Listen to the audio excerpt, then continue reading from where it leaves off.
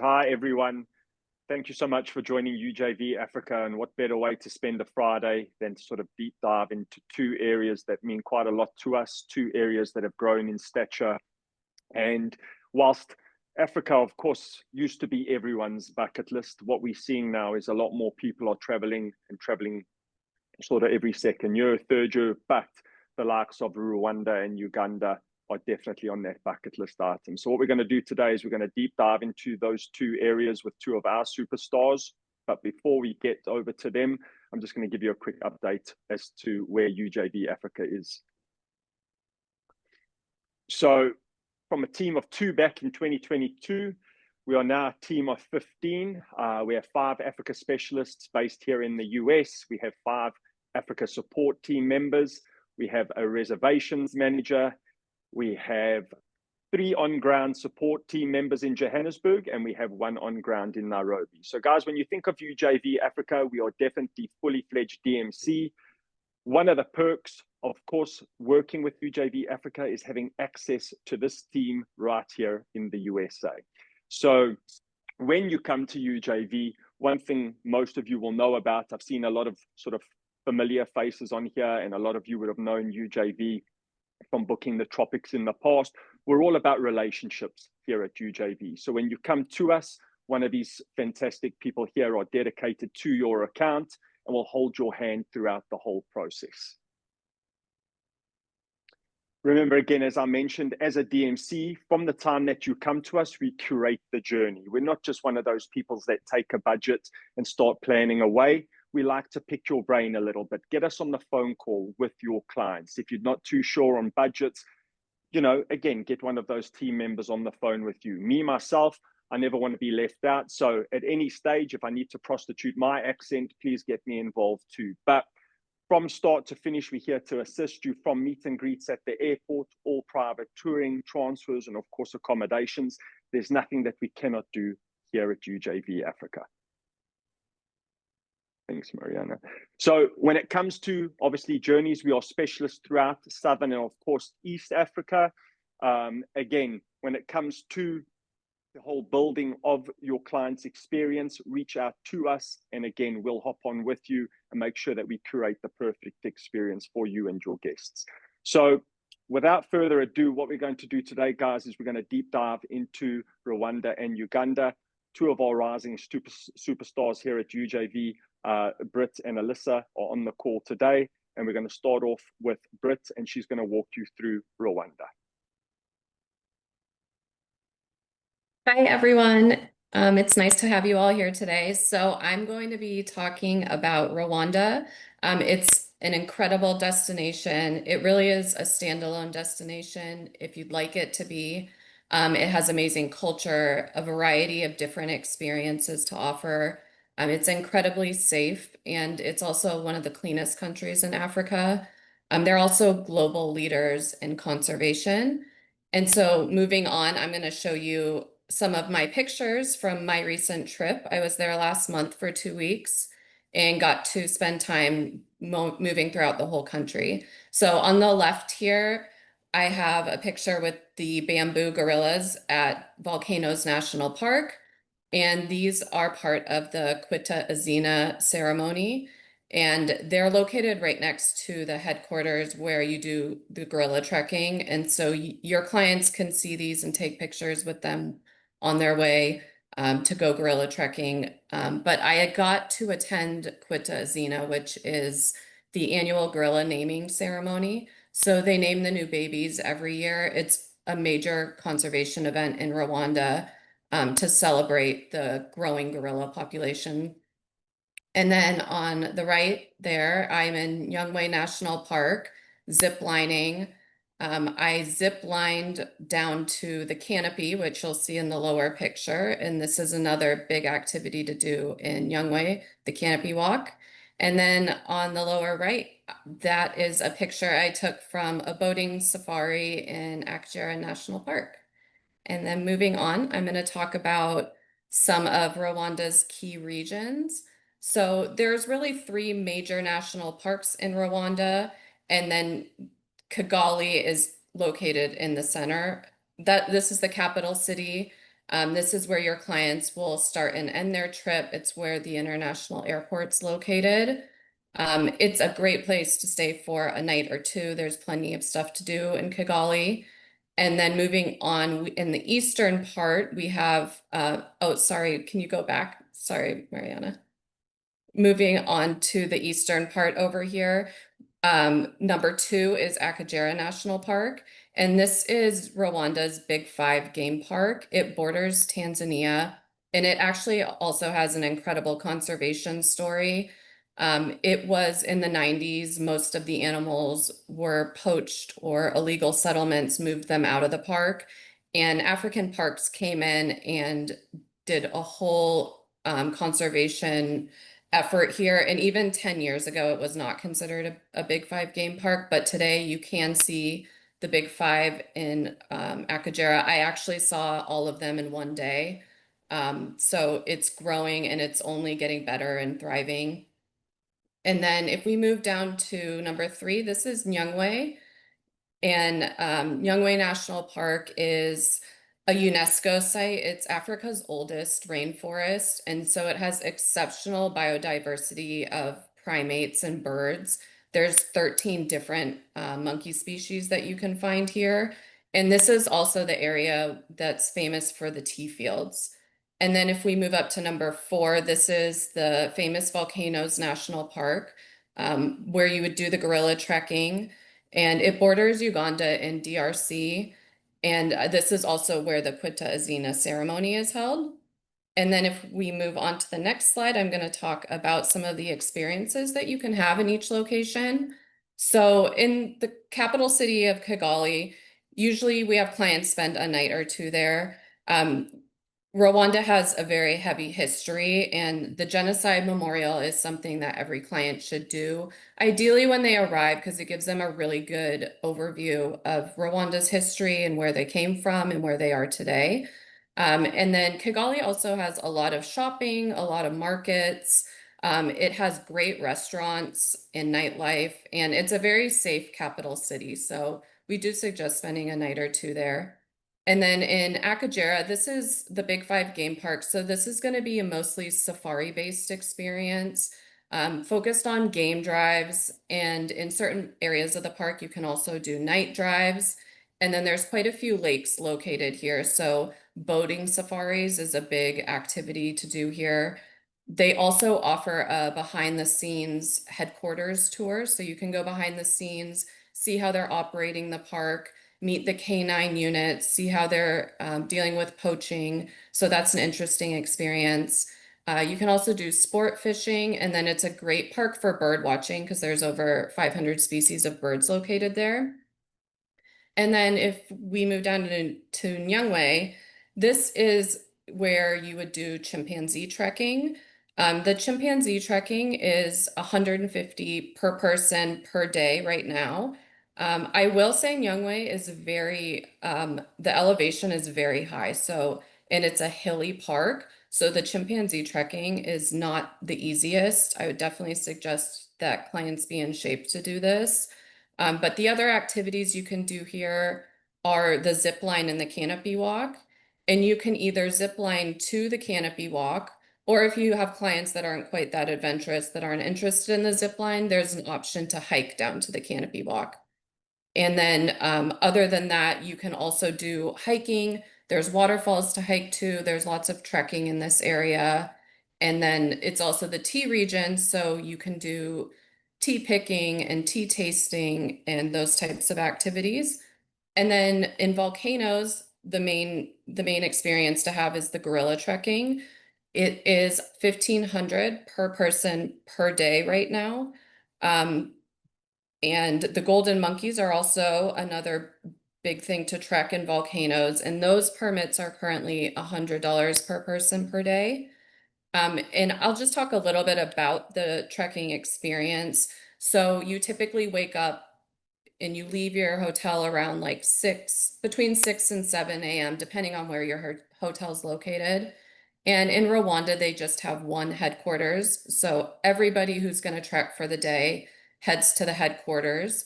And when you get to the headquarters, you get split up into different groups to trek to different families because they're all located in quite different areas. And typically they'll ask you if you want an easy, medium, or hard trek. So you can let them know I want an easy trek. They'll try to put you with a family that's easier for you to trek to. And then the trekking, after you leave the headquarters, you go to the location closest to where your family is. And the trekking can take anywhere from 30 to 40 minutes all the way up to 4 or 5 hours, just depending on where your family is located. And once you get to the family, you have an hour to spend with the gorillas. And then after that hour, you head back. Usually you're done at like around 1 o'clock in the afternoon. And then you can have lunch at the lodge and the rest of the day to either do an additional activity or just relax. And then moving on, I'm going to talk about where to stay in each area. So Akagera does not have a huge selection of lodges at the moment. Wilderness has a property there called Magashi, and this is pretty much the only property I would recommend in Akagera at the moment. It's a tented camp with 8 different tents, and it's located right on the edge of a lake. So it's a beautiful camp, and it's also on the only private concession in the park. So one thing to note about Akagera is that it's open to the public. So being on a private concession is the way to go in this park because you'll have less crowds and less people around. Um, and then in Youngway, One and Only is really the only property there at the moment. This is a beautiful property. It sits right in the middle of the tea fields. It has about 22 rooms. They do have multi-bedroom units available. And it has all the works. It has a spa, a fitness center, a pool. It also offers a lot of activities on site that are included. They have art classes, they have yoga, they have e-bikes on property, and they also do tea picking and tea tasting throughout their tea fields. There is another 4-star property that will be opening here next year. So that will be an additional property that we can use in that area. And then in volcanoes, there's quite a few great properties in volcanoes. Today, I'm just going to focus on the two that we work with the most, and that's Singita and One and Only Gorilla's Nest. So, and the difference between them is Singita's smaller, it's more intimate. It's only 8 rooms right now. They are expanding it, and so by the end of the year, there will be 12 rooms. Um, but this is a much more intimate feeling lodge. It's very focused on conservation. They have a conservation room in the lodge. And each suite here has its own private plunge pool. And then they also have Kataza House, which is a 4-bedroom it's a 4-bedroom house that's on the property, but it's separated from the main lodge. You have access to use the main lodge, but it's kind of situated away from it. And then with One and Only, this property is a little bit bigger. It's more resort feeling than Singita. It has 21 rooms and it has more amenities. It's got a gym, it's got a spa, it's got a pool. Both properties have helicopter pads, which is good in Rwanda. The driving distances are long, and I'll get into that. But also, both of these properties offer gorilla trekking gear, which is really nice for clients. We always suggest that clients obviously bring their own boots, but these properties do offer jackets and trousers and gaiters and backpacks. So if clients don't want to bring those items or don't want to pack them, it's just good to know that these properties do have that stuff on hand. And then there's a wide range of properties in volcanoes like Wilderness Basate and Virunga Lodge. There's plenty of other great 4-star options as well. And then in Kigali, we really love the Retreat by Heaven. This is also a small property. It's beautiful. It's about 20 rooms. It's really well located in Kigali and a great location. And they do offer some fun experiences like cooking classes and other things like that that you can do. And then moving on, I'm going to talk a little bit about Next slide, Mariana. I'm going to talk a little bit about how you can do an itinerary. So this would be a flow of an itinerary if you were focused on just staying in Rwanda. The drive times are quite long. So from Kigali to Akagera, it's not too bad. It's only about 3 hours. And then you would typically spend 2 or 3 nights in Akagera. And then the drive from Akagera to Nyangwe can be 7 hours. So typically, we advise clients, if they can, to helicopter between the destinations because it just saves a lot of time. And then, sorry, and then from Nyangwe to Volcanoes, you're looking at another 6 hour drive. So if clients can helicopter, it's definitely recommended because it only takes about 30 minutes. Sorry, I'm just going to take a sip of my.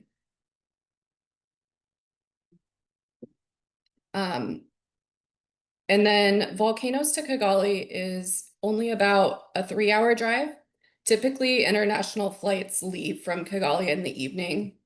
So your clients don't typically need to overnight in Kigali before they leave. They can leave from Volcanoes that same day and drive to Kigali.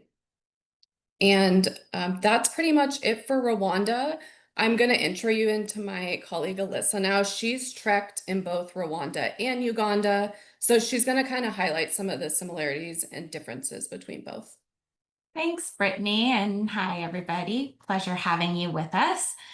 So moving on to Uganda, among the many highlights of the wildlife, the great views, the local cuisine, and the culture, I think are the very hardworking, friendly locals that I've met along the way, many of whom I am still in touch with.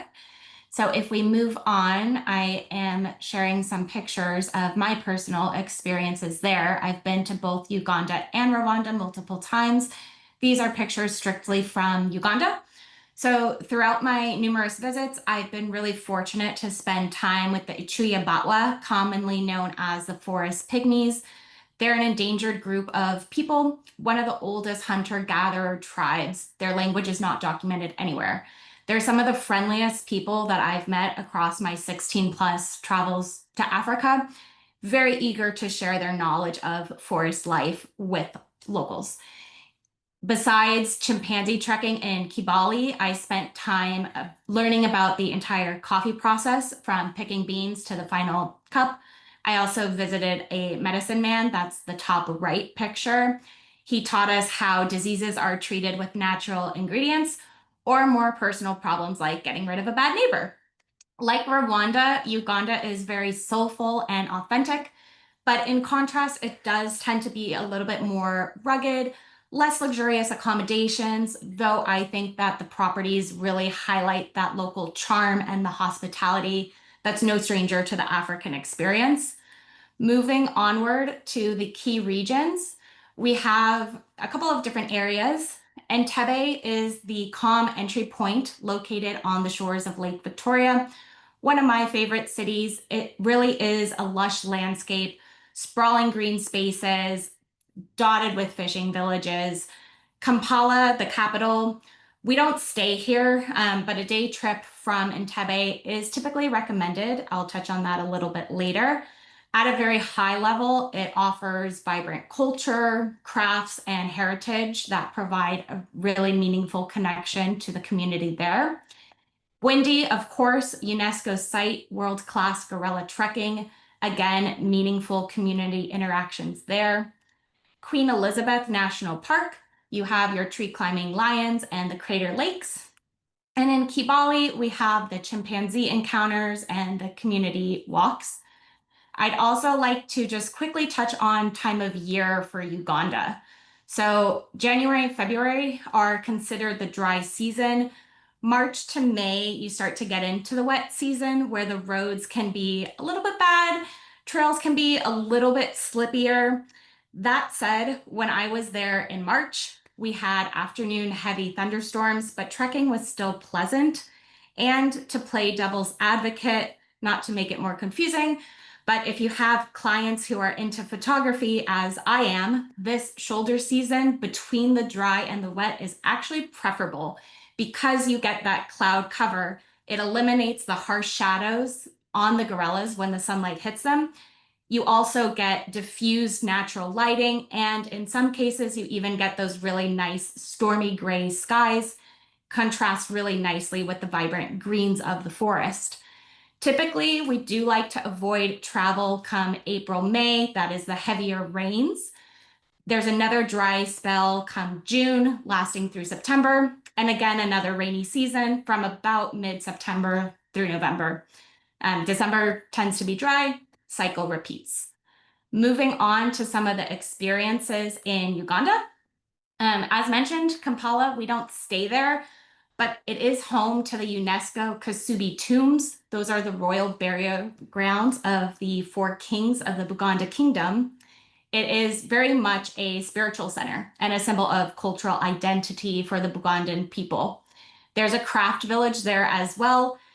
Crafts are such a major component of East Africa culture. I personally collect baskets. You should see how much I bring on the plane back with me from Uganda all the time.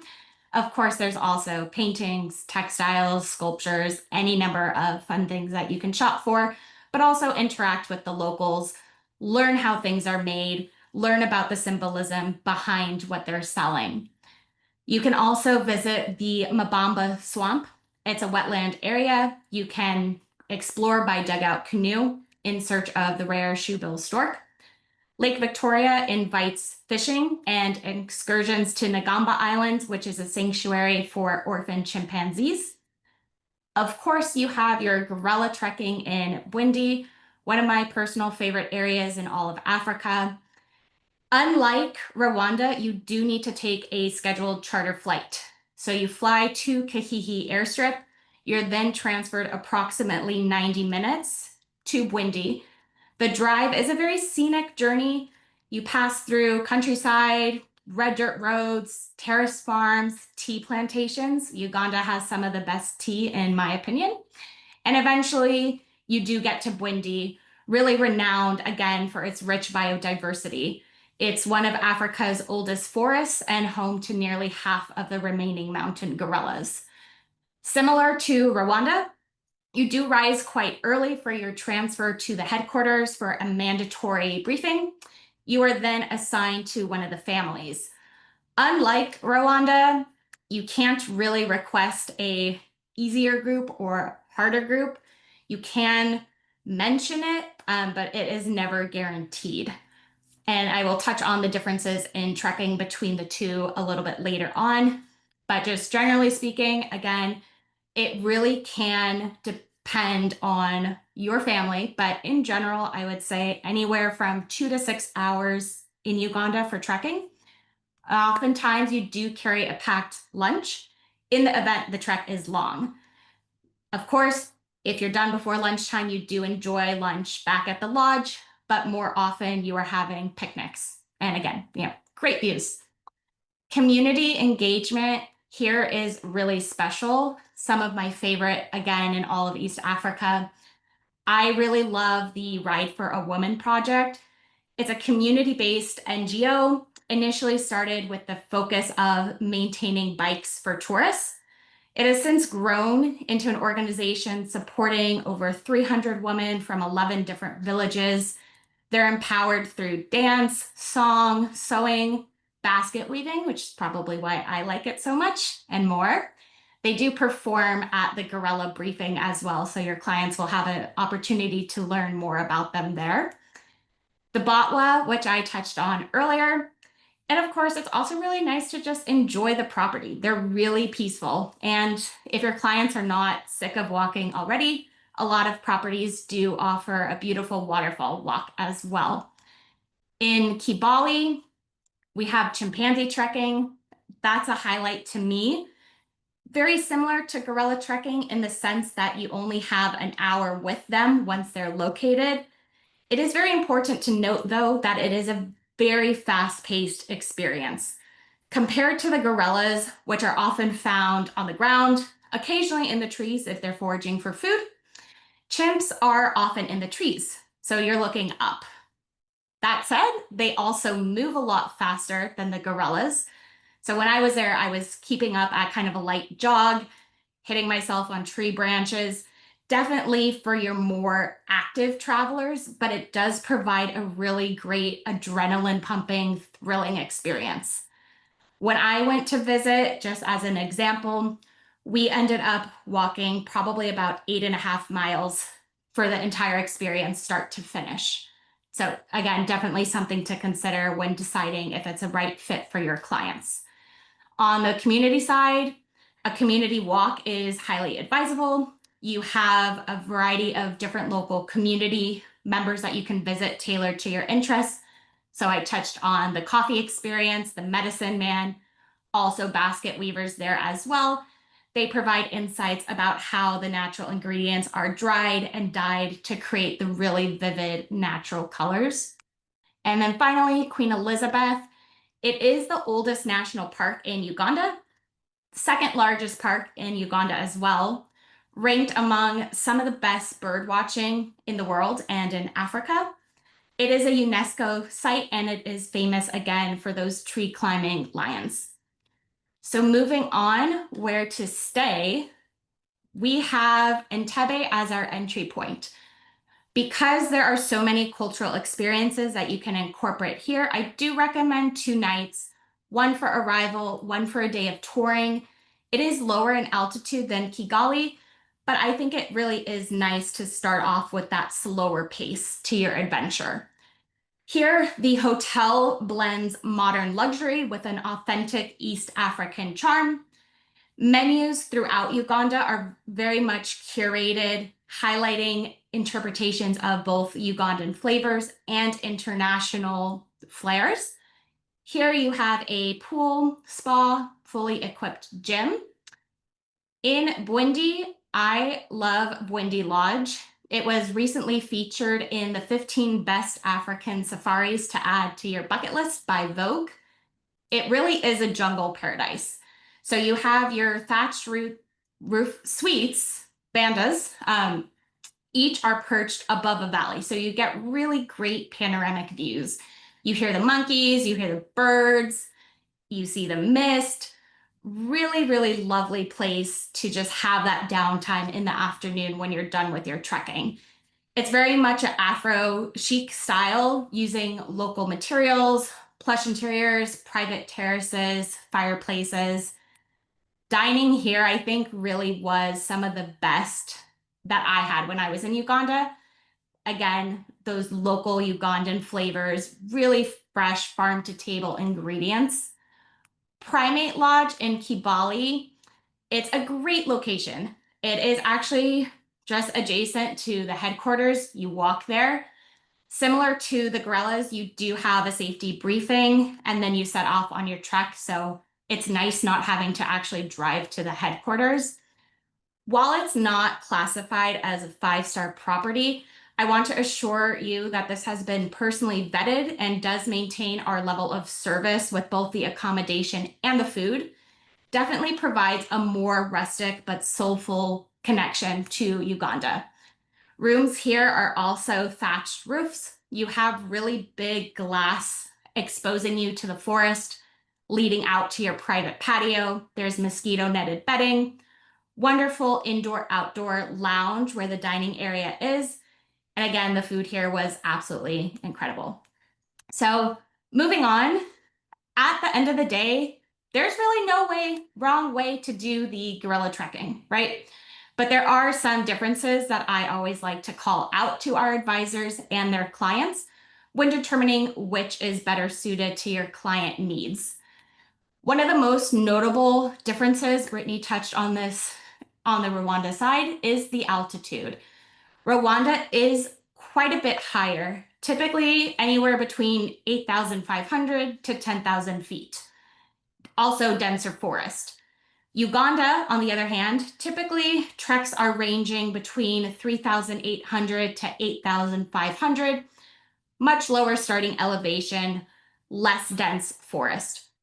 That said, Uganda is notorious for being steeper and a more strenuous hike.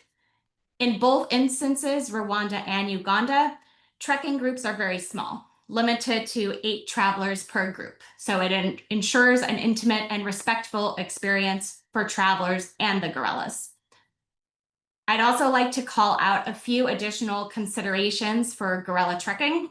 There are rules mandated by the government in order to protect the gorillas. You are required to wear a face mask for the entire 1 hour duration where you're viewing the gorillas. That is because they can get human diseases. For that 1 hour, you are also not allowed to carry anything with you except what's physically on your body. So I always recommend people have one of those safari vests with lots of pockets. You can stuff your phone in there, your camera batteries, whatever you might need. Or, pants with great pockets work great too. You're only allowed to carry what's on your back. And then your backpack is returned to you at the end of that 1 hour viewing session by your porter who is waiting nearby. As mentioned, Uganda is a little bit more challenging. Rwanda tends to be more moderate. As far as comfort level, Rwanda really is known for those luxury lodges. It has more sophisticated infrastructure as well. Uganda is a little bit more remote eco lodges, local charm, definitely less developed for tourism, but still a wonderful experience, very humbling. Again, both countries offer really great trekking experiences. It is always very important to note that the gorillas are, of course, wild. So while we are providing estimates of the trekking times, at the end of the day, those are estimates. They do what they want. I always recommend 2 days of gorilla trekking because I think that really gives you a great chance of observing a difference of behavior. You also see a different gorilla family. Some families are larger, some are smaller, some may have babies, some maybe have more adolescents and adults. Of course, finally, price is always a consideration. Rwanda does typically come in a bit higher as it has that more polished infrastructure, whereas Uganda tends to be lower cost, providing a rawer experience. That said, both really do deliver a deep emotional impact with the community and safari experiences. At the end of the day, it really depends on your client profile. And that's where we like talking with you and getting on the phone with you and or your clients to really understand their preferences so that we can suggest the best option for them. Finally, moving on. While this safari is possible in country for both Rwanda and Kenya, personally, I don't think it compares in density to the iconic Masai Mara or the Serengeti. I really think that ending on safari is the perfect way to relax after you've had a more active adventure with the gorillas and or chimpanzees, whether you do that in country or you connect internationally. One thing to note here is that those flights only operate a few times per week. So if your clients are considering extending to Kenya or Tanzania, we do need to know that at the time of the proposal request so that we can make sure that those flights align. And that is it for Uganda. Thank you guys again. Thank you so much, ladies. That was awesome. We have a couple of questions. We have a question from Andrew Burns. Is Sanctuary Gorilla Forest Lodge in the Uganda portfolio? Yes, yes, it is, Andrew. I mentioned that in the chat there, and something I wanted to kind of point out. I was going to leave it to the end, but based on that question, for everyone that's in attendance today, as we're trying to kind of do a real drive for Uganda going into 2026, we are hosting a FAM trip there that will be in conjunction with Sanctuary Lodges, and it will consist of Uganda, Kenya, and Tanzania. So if anyone on this call today in attendance is interested in that, please reach out to me directly, and I can send through the details to you, okay? Thank you, Simon. And we have a question from Dina. What is the minimum budget clients should expect to pay per person for an 8-day experience?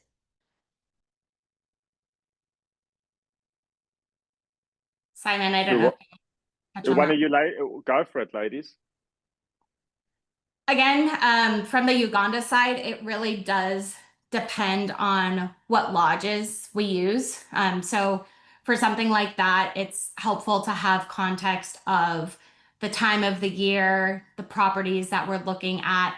Permits in Uganda do tend to be cheaper than in Rwanda. They are about 800 per person as of right now for gorilla trekking, whereas Rwanda's 1,500-ish, I think is what Brittany said right now. Um, it's hard to say, but after this webinar, we are going to be following up with some sample itineraries as well, which I think will help answer that in full. And then you can see a little bit of what we suggest as far as routing for both of those destinations. I think it's unfair to say, and you girls will probably like, you always call Uganda the kind of ugly stepchild in some regard, because all the higher 5-star properties obviously opened up in Rwanda, i.e. it started with Basati, then One and Only, and of course Singita. We always say for a trip for 4 nights to any one of those sort of 4 properties just mentioned, or 3 properties just mentioned, plus your gorilla permit, can cost up to around $6,500 per person. So before you've even stepped kind of into any other part of East Africa, you're $12,000 down. Again, with Uganda, what we're starting to see now, as Andrew mentioned there, is the bigger names are starting to step in, i.e. Sanctuary has Gorilla Mountain Lodge now. There's talk of One Nature opening up a property. And when I say there's talk of, they've actually got the kind of architects out there at the moment to kind of do it. So what we see is there will be a boom and a boost in tourism. And I hope it doesn't go all the sort of higher 6-star kind of product. I hope it kind of, again, can sort of stay at a more moderate price point, because at the moment, you know, if someone's dream is to go see the gorillas and doesn't want to break the bank, Uganda would definitely be the place to go. Thank you, Simon. We have a question from Katie. Is the seasonality roughly the same for both countries? Yeah, but the trekking time, they both have a short dry season and then a long dry season, which is preferable for trekking. So January, February for the short dry season, and then June to September, and that's throughout both countries. Awesome. Thank you, Brittany. We have another question from Lalka. I'm not sure if I'm pronouncing that name right. Sorry. The most common question I receive is, should we lean into one of the countries more for the first-time client? Also, what is the minimum nights for travel?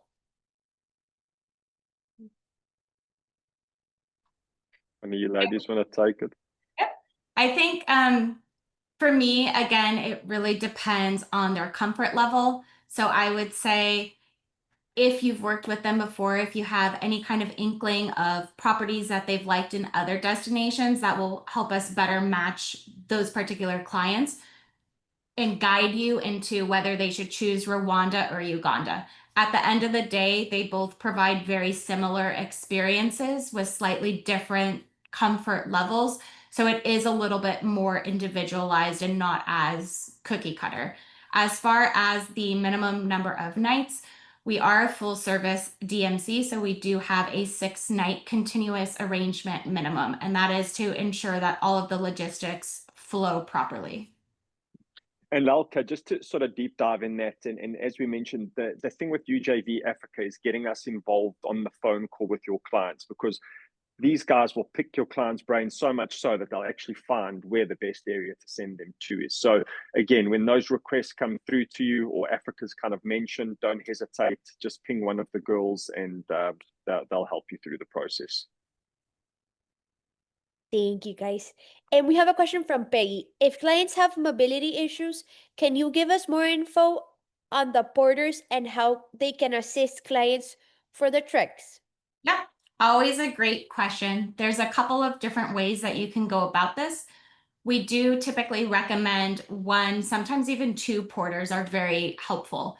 So the porters are very hands-on, and of course, you know, they'll ask before, but I do like to call that out because they are literally pulling you up. They are pushing you from the back on your bum. They're very hands-on, and They know exactly what you need. They also do carry your backpack for you, your water, whatnot. Another option for those with mobility issues, both countries do have something called litters. So essentially, it is a stretcher. It is carried by 4 locals. A lot of people have mixed feelings about this. They say, I feel very uncomfortable doing this, understandably. But the way that I frame it to clients is that for these porters and the people who carry the litter, this is their livelihood. That is really good money for them, and they are so appreciative to be doing it. It's completely their choice. I always form really deep connections with my porters. So if you do opt for that, that is an additional charge, which we can, of course, quote at the time of the proposal. But essentially, how it works is that the litters go with the gorilla trekking group. In those cases, you are typically automatically assigned a quote unquote easier trek because they don't want to be carrying it for, 5-6 hours. And then the only walking that your clients have to do is once the gorillas are found, they stop a little bit away from the gorillas. They just have to make that final trek in, usually only a few minutes. And then for the entirety of the 1 hour gorilla viewing experience, they would need to walk on their own. So if the gorillas move, they would need to keep up with the group. They would not be able to join the porters. You do need an armed ranger with you at all times. And then after that 1 hour viewing experience, you meet the stretcher again. You can, of course, choose to walk when you want. If you want to get in the stretcher, out of the stretcher, you just let them know. But that is another option that is doable. You can do that for the chimpanzees in Uganda as well. Awesome. Thank you. We have a very good question from Andrew. I'm heading to Uganda in November 2026. I am interested to learn how UJV handles the visa process. It's definitely a pain point for my group, and I wish I had known of UJV Africa sooner. So for Uganda specifically, we always provide information upon confirmation about what that visa process looks like. We can always put your clients in touch with a visa service, but we really do try to make it as seamless as possible, providing you with all of the information that you need on exactly what steps you need to take to obtain that visa. Uganda visa is fairly easy to obtain if you know what you are doing, which we do. So we are always here to provide step-by-step guidance on how to get that. Elissa, can I just ask a question on that? And it's more than just saying like contact your local embassy, correct? Because that's what I'm getting right now. Yeah, for Uganda, if I'm not mistaken, the last time that I went, it was at e-visa. I did it completely online. I do think currently there's an on-arrival East Africa visa as well. I would have to double check on that. I can certainly follow up via email to provide you with that information. I personally always like using a third-party company called G3 Global Services. They're always very helpful in maintaining those ever-changing restrictions. As we all know, travel to Africa is very fluid. Sometimes they change what's required to obtain that visa. And I find that instead of the local embassy, they have their contacts as well, of course, but they are really on top of those changing requirements and can provide you with real-time, up-to-date information. They do have a really great online chat as well. They're very responsive. Thanks. Of course. Thank you, guys. And we have another question from Emily. What are vaccination requirements?